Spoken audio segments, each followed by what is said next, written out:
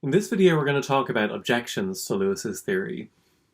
So you'll know from reading Languages and Language, actually most of the paper is an objection and a reply section. There are quite a lot of objections and some of the replies are quite long in certain cases. Of course, we're not going to go through all of them. So what I'm going to do is I'm going to pick out what I think are the more illuminating objections and also some of the more severe ones. I'm going to start by just picking out a few objections that really actually sort of illustrate the benefits of Lewis's proposal. I think this is probably why Lewis himself included them too. One objection to Lewis's account might be that, well, you can't describe what the rules of language are. I can't sit down and tell you what all the rules of English are, so it can't be a convention.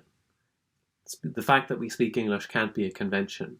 This objection is worth considering because before Lewis gave his account of convention, it was a kind of an objection people will genuinely pressed against people who suggested the idea that there are conventions or rules of language. Lewis's response is that if you actually think about what it takes for something to be a convention on his account, it doesn't actually require anything that strong. For it to be a convention that we're truthful and trusting in English, for example, it's not necessary that we should be able to spell out all the rules of English. Rather, we just have to speak and believe in such a way that constitutes a regularity of truthfulness and trustingness in English.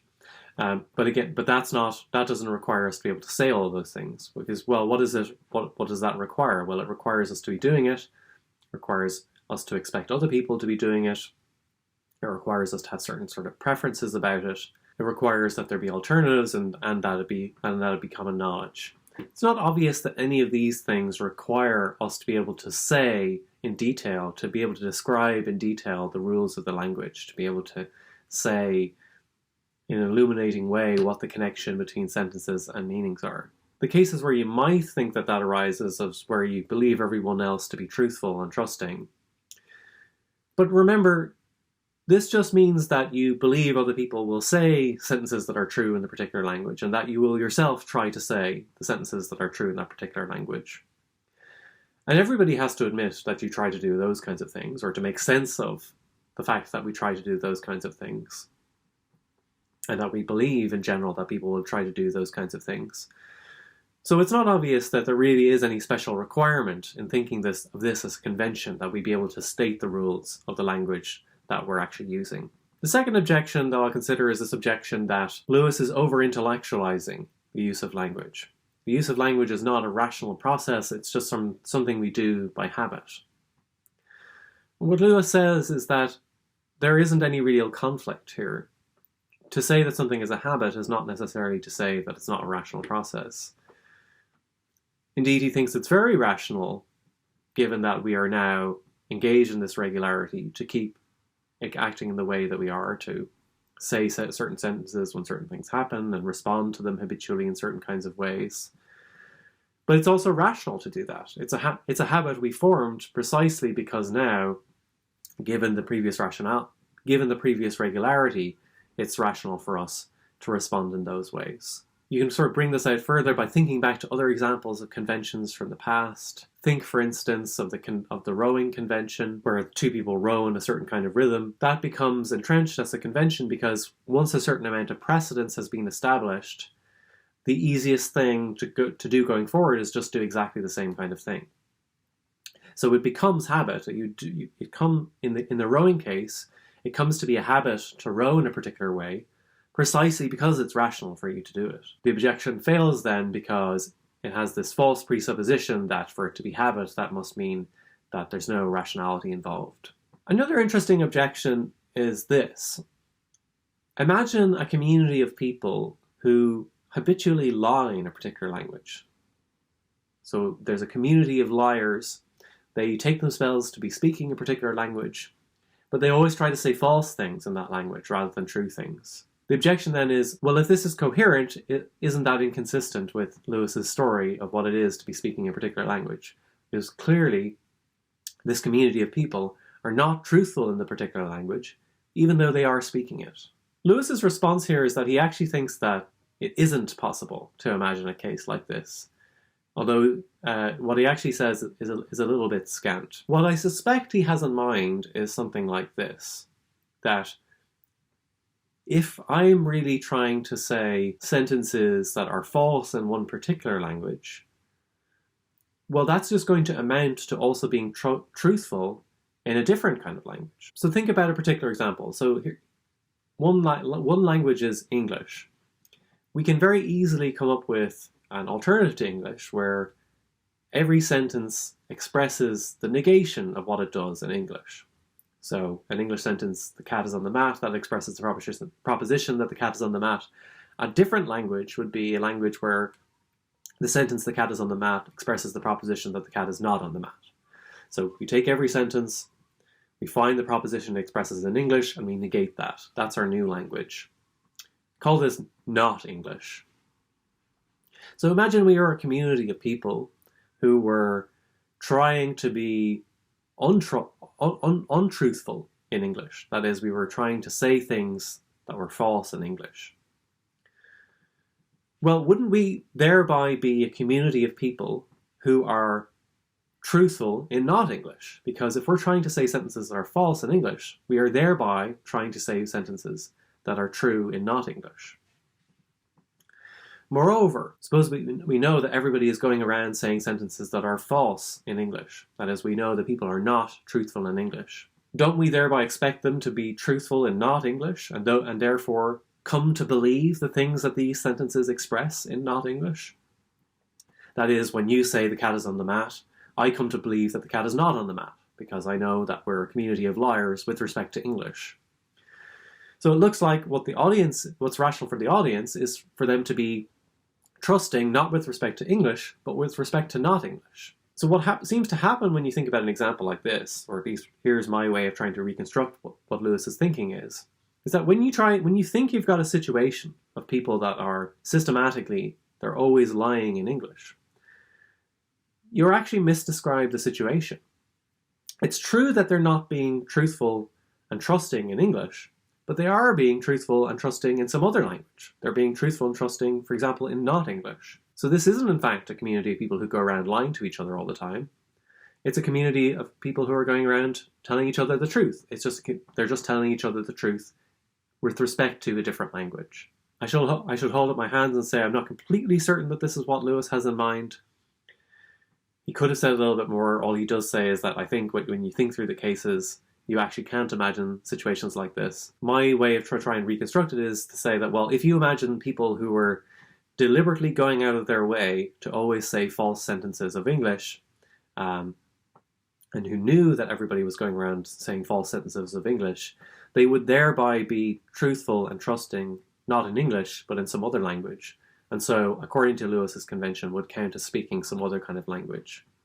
And that is maybe not an unintuitive description of what's going on in that kind of case. The final objection of the sort of less severe ones that I'll consider, although it is one that maybe I think puts a bit of pressure on Lewis, is what to say about non-literal uses of language.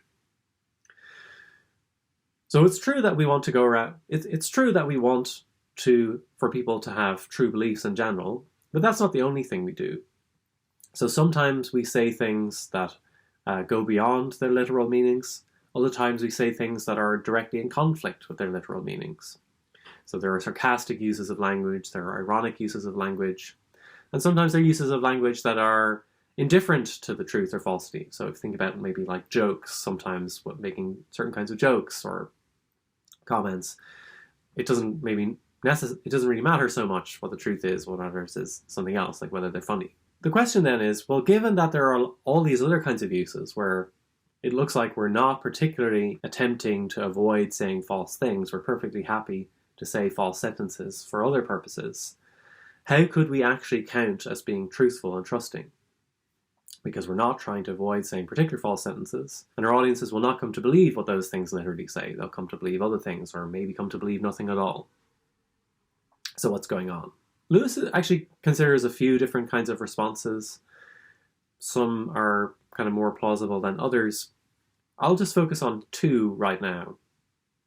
One response he gives is that maybe we should just think of these cases as cases where the convention is broken. With actual conventions, for something to be a convention doesn't really require that we're always doing it all the time. Maybe sometimes something can be a convention even though that there are sometimes we don't follow through in the convention.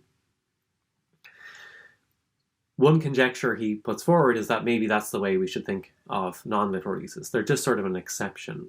This isn't totally obviously satisfactory because if you think about how you use language on a daily basis, it's not completely obvious that non-literal use and all these other kinds of things are the exception. If you try to think through the proportion of things you say over a given day that are truthful versus sarcastic or ironic or jokes or something like that, it's not totally obvious that the strictly literal information sharing uses are going to be far and away the dominant ones. So I'm a bit iffy myself on whether thinking of them as exceptions to convention is really going to do what Lewis wants. The second possible response Lewis gives that I'll talk about anyway is that maybe we should think of the regularity in the convention as being kind of narrower. So remember before we said that conventions were regularities adopted in response to particular coordination games. So it's responses that are, or regularities that are adopted that people perform in certain specific kinds of situations. An alternative then, when you remember this fact, is that, well, maybe we should think of the regularity as being geared towards a more special kind of situation. Maybe we should think of it as a regularity to do certain kinds of things where we're specifically interested in communicating with each other or communicating information with each other. So Lewis calls these serious communicative situations. The modified account would then be that we use a language, like we use a particular language just in case we have a convention of being truthful and trusting in that language, specifically in these serious communicative situations. This response is maybe a little bit more promising, but something that clearly needs to be said is, well, is what on this theory the relationship is between our uses of language in literal and non-literal contexts. So we've maybe grounded in this way what it is, why when we're using language literally we're speaking a particular language. But there are still details to be filled in, I think, on why that means that other non-literal uses also count as uses in some sense of the same language. So maybe it counts for a certain kind of core case that philosophers are interested in, that of sharing information. But we're not interested in just saying why, when it comes to those situations, we're speaking a particular language. We would like an account of, in any given situation where we're speaking a particular language, an account that accounts for why we're speaking that particular language. So it's not clear to me that Lewis isn't really just sort of narrowing, subtly narrowing the target rather than actually giving a new explanation of the whole phenomenon that we're interested in. As I say, this is maybe the most pressing of the more clarifying objections, but maybe not as pressing as the objection we're about to see in a moment.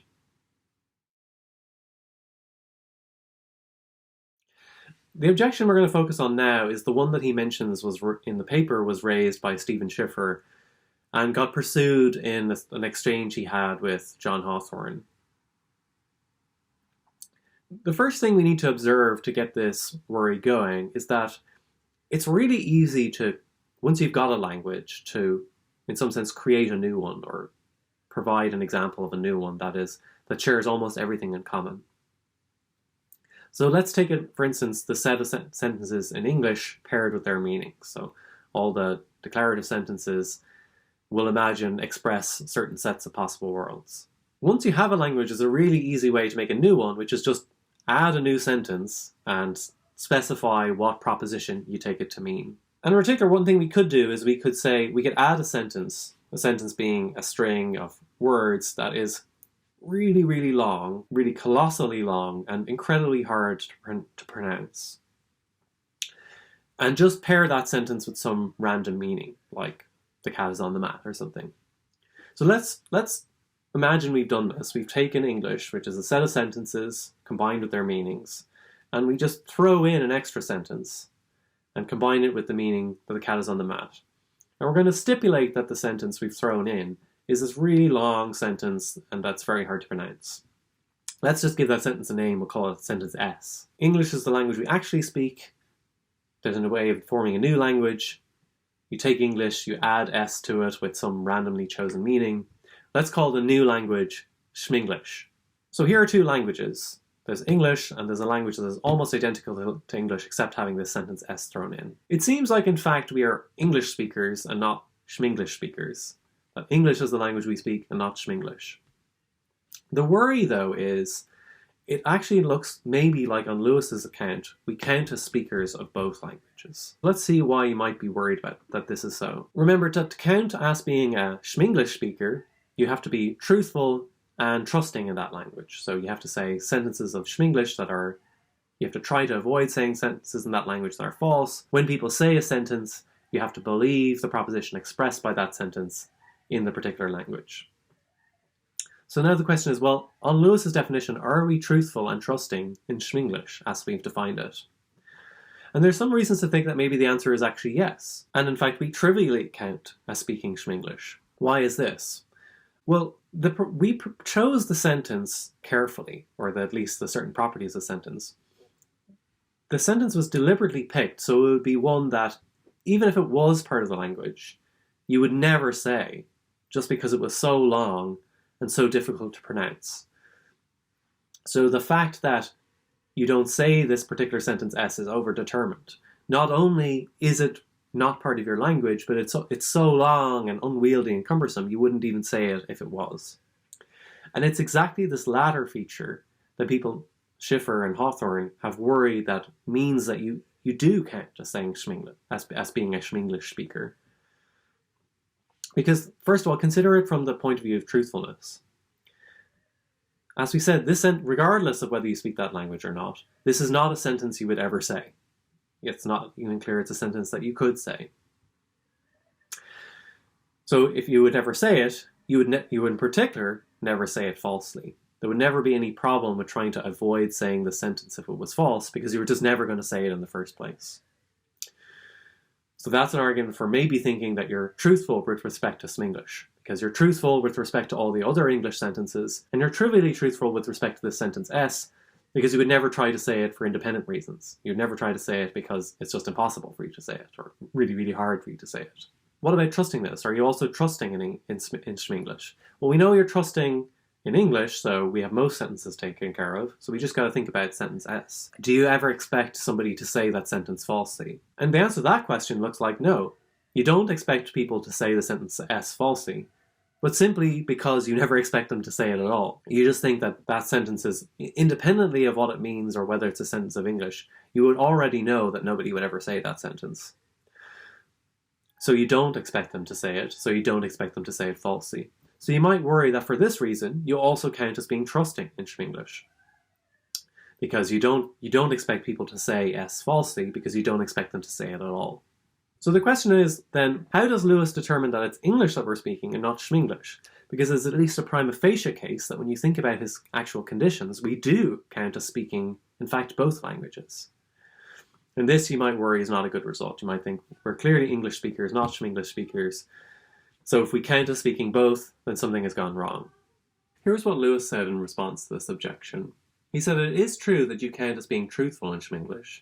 It's true that you're trivially truthful in Schminglish because you would avoid saying sentence S falsely, surely because you would just avoid saying it in general. On the other hand, he thinks it's not true that you're trusting in Schminglish. Where he objects to the argument that you are trusting is that he says, when we asked, do you expect the sentence to be said falsely, we were asking the wrong question. It's true that you don't expect the sentence to be said falsely because you don't expect it to be said at all. But what we got to be thinking about is, do you expect it to express a true proposition given that it's said at all? Or put differently, would you become more confident of the proposition that it expresses in Schminglish if somebody were to say that sentence? That is the question we need to answer if we want to find out if you're trusting in Schminglish. And Lewis wants to say that the answer to that question is no.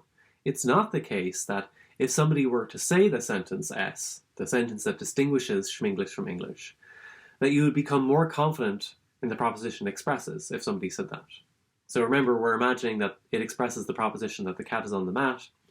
Think about what you would do if somebody uttered this really, really complicated sentence that's clearly not a sentence of English, would you thereby become more confident that the cat is on the mat if they said that?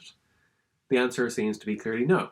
That's not what you would think if somebody said a sentence like that. So while the objection was right that we are truthful in Schminglish, that's not enough to count as speaking Schminglish. You also have to be trusting in Schminglish. And for that, what's relevant is this kind of conditional expectation. We're not interested in whether you expect somebody to avoid saying it falsely. That would give us the wrong result. What we're interested in is, would you believe the proposition, or would you become more confident in the proposition that that sentence expresses in Schminglish, were somebody to say the sentence? And it looks like the answer to that question is no. There are two different kinds of responses to this changing of the expectation. So we said that Lewis tries to get out of the objection by saying the kind of expectation that's involved in trustingness is not unconditional, it's a conditional expectation that the proposition expressed by the sentence, you get more confident in that proposition, assuming that anybody ever said it. But there are two objections to this. One objection comes from John Hawthorne, which says that, well, in certain situations, the sentence might be just so long and so complicated, you just have credence zero that somebody would ever say it. You're completely certain that it would never be said in the first place. And Hawthorne's worry is that, well, it's not entirely obvious that the kind of conditional expectation we talked about makes sense if you would be completely certain that the sentence would never be said in the first place. Why would you think that? Just think about other simpler cases of conditional expectations where you're completely sure that the antecedent isn't going to hold. So if I say, how confident are you that we'll have a picnic if it doesn't rain tomorrow? It's sort of hard for you to answer that question if you're completely certain it is going to rain tomorrow. If you're completely certain that it is going to rain tomorrow, you might think like, well, I have no opinions, or I can't have an opinion about what we'll do if it rains because I'm certain it's not going to rain. That's the kind of worry that Hawthorne has here with Lewis's response, because Lewis states this in terms of conditional expectations. But what if the sentence is just so complicated that you're just certain it would never be said? If the point we notice for the simple expectation holds, then we might also expect it's actually just really difficult to have these kind of conditional expectations when you're certain that the sentence would never be said in the first place. Lewis was unconvinced by this because he basically thinks you should never be completely sure that anything is not going to hold, or you should never be certain one way or the other about anything. But he did have his own different kind of worry. And the worry was that, well, once you say this about these sentences, this actually doesn't really work out when you think about very long sentences that are actually part of English. So you might think that there are some really, really complicated sentences that are part of English that we just never would say. So you might think about an example like the cat who jumped over the dog, who jumped over the cat, who jumped over the dog, who jumped over the cat, who jumped over the cod, and keep doing that sort of indefinitely, and then just add on to the end, is sick. That would maybe technically be a sentence of English, a really long, sort of complicated one. And the question is, well, assuming somebody said that sentence, would you grow more confident that the proposition it expresses is true? And Lewis's worry is that if you make the sentence extreme enough, you might think that the answer is no. Because if the sentence is really, really complicated and has a weird structure, and especially if there's kind of like some other kind of simpler thing that could have been said, you might worry that that just tells you that something weird is going on with the person who said it. So either maybe they're playing a joke on you, in which case you shouldn't believe it, or maybe they've just, they've kind of lost their wits. Anyway, whatever you would believe, it's not totally obvious that with these crazily long sentences that are constructed in weird ways that actually are part of English, that the rational response would be to become more confident in what they say. The mere fact that somebody is saying such a weird sentence might be actually evidence against them being trustworthy in this kind of situation. So there's more to be said about this objection, obviously, but that's where we'll leave it from there. We've seen a bunch of objections that throw some light on Lewis's theory. What's perceived to be the main objection is these cases of very long sentences that nobody would ever say. And in the end, the challenge is to say, well, certain very long sentences are clearly not part of English, but others maybe are part of English. And the worry for Lewis's theory is whether he can say enough about why we want to count one kind as not belonging to English, and that the other kind actually do belong to English.